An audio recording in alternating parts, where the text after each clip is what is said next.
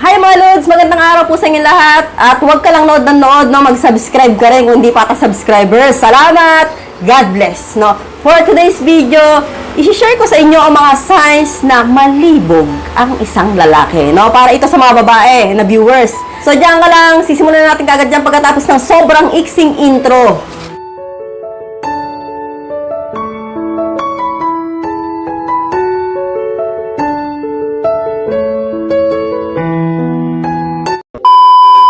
So, ano nga ba yung unang signs na malibog ang isang lalaki? Number 1, madalas makipag-usap about sex topic. Kapag pong lalaki nakikipag-usap sa'yo o sinashot ka, tapos ang mga tanong tungkol about sex, no?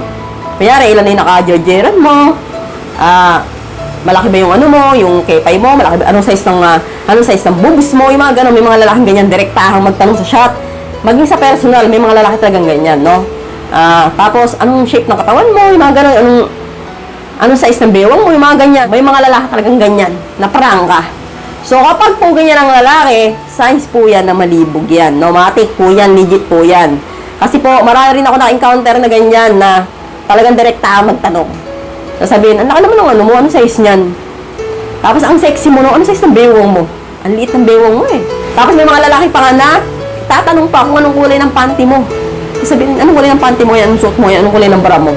May mga ganyan talaga, yung talagang, yun, literal talaga na malibog, no? So, kapag ganyan ang lalaki, malibog yan. At proceed na nga po tayo sa number 2. Mahilig manghimas tuwing magkasama kayo. Ito naman, sa mga magjojowa, no? Kapag po kayo ay magjowa, yung boyfriend niyo tuwing magkasama kayo, hindi lang akbay yung ginagawa, hindi lang paghawak sa bewang ang ginagawa. Kung saan sa pumapasok yung kamay, pumapasok dito sa baba, sa petchay mo. Tapos kapag kayo naligaw ka, hindi lang dito magapang din. May mga lalaki talagang ganyan na talagang napakalikot ng kamay, no? Ang hilig manghimas. So, porket girlfriend nila, okay na. Free na sila na hawakan lahat. So, kadalasan, dagdag pa natin dyan, no? Yung mga lalaki na mahilig mang ganun ng puwet. Mahilig mang lamas. So, sila po yung mga tipo ng lalaking mahilig. So, proceed na nga po tayo sa number 3. Hindi kontento sa halikan lang, no? Kapag po ang jowa mo, tuwing naghahalikan kayo, laging nauuwi sa sex. Legit po yan na malibog. So, may mga lalaki talagang ganyan na kapag naghalikan kayo, no? Kunwari, simpleng halikan lang, and then mamaya-maya, lumalim na, naging mapusok na, and then gumapang na dito yung halik niya sa'yo, and then papunta na dito. So, and then napunta na sa jerjeran. Tuwing ganun lagi ang eksena ninyo, no? Yung talagang halikan na napupunta sa jerjeran, no? Size po yan na malibog yan. So, huwag na kayo magtaka. Kita-kita na nga, hindi na kasi nyalis yan eh. Di ba? So, sino sa inyo may mga boyfriend na ganyan? So, aminin na natin maraming lalaking ganyan, no? Yung talagang, gusto talagang, kapag nagkaroon ng pagkakataon, talagang gustong jumerger hanggat maaari. Gusto nga, maya-maya pa yan eh. Yung, may mga lalaki pa nga na pag bumisit sa bahay ng babae, parang ayaw nang umuwi. Gusto na lang jumerger doon. Gusto na matulog doon, para makajerger. So, alam ko, Lods, no? Maraming ganyan talaga. At wala namang problema dyan kung mahal niyo yung isa't isa, di ba? Hindi magjerjera kayo kahit magdamag dyan, di ba? So, okay lang yan. Basta, kapag nagbunga, kailangan mag-asawa na kayo. So, proceed na po tayo sa number 4. Maraming video porn sa gallery, no? Maraming mga lalaki, Lods, na mahilig mag-download ng mga ganito, ng mga video na ganito, no? At ini-impact sa gallery, iba-iba. So, alam ko, tingnan niyo yung mga cellphone ng mga jowa nyo ngayon, mayroon yung mga ganyan. So, ito nanonood na to, alam ko marami rin itong ganito porn sa gallery niya. Aminin mo na, nakatago lang niya sa files mo, di ba? So, kaya nga ayaw mo pahiram yung cellphone mo, ayaw mo pahawak eh. Kasi maraming ganyan, gabi-gabi pinapanood mo yan, o kaya pag naliligo ka. Alam na kung yung mga ganyan. So, kapag po ang lalaki mahilig mag-download ng ganyan, o maraming ganyan sa cellphone, naku po, ang sarap maging jowa niyan. Kasi malibog yan.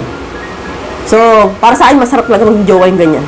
Kumpara mo sa mga lalaking boring na isang beses nang gumanon, nako, mag-jerjer, ako, ang boring yan. So, para sa akin, mas gusto ko yung mga lalaking ganyan, hot, no, pagdating sa kama. At proceed na po tayo sa number 5. Karamihan sa mga Facebook friend niya ay babae at sexy, no? Lalo na makikita mo makaramihan ng mga profile, naka-bikini.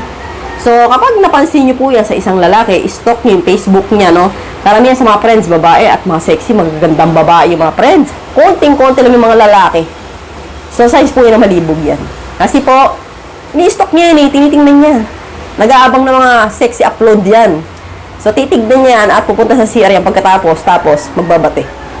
So, So, alam ko na yung mga ganyan. So kapag po ang lalaki mahilig sa mga babae na sexy, no?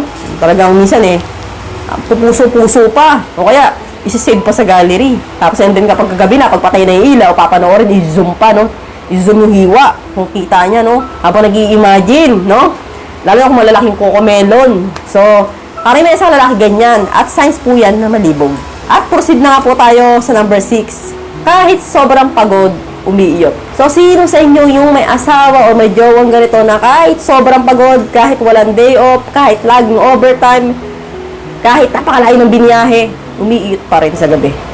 Yun talagang hindi ka paputulogin ng hindi ka nag-jerjer. So, kapag po ang lalaki ay ganyan, no, matik ang girl, malibog yan. Huwag ka na magtaka. So, obvious naman, di ba? So, hindi na nga sign yan eh. Sabi po kasi nila, ang tunay na lalaki, kahit pagod, umiiyot. So, at naniniwala po dyan, no? Para sa mga lalaki talaga na tunay na lalaki at malilibog, walang excuses, no? So, para sa kanila, kahit pagod, titigas yan, papasok namin yan. So, hanggang dito na lang po mga lods. Sana ay may natutunan po ay sa video na ito. At mag-subscribe ka po muna bago mag-click out and see you again to my next video. God bless. Bye-bye!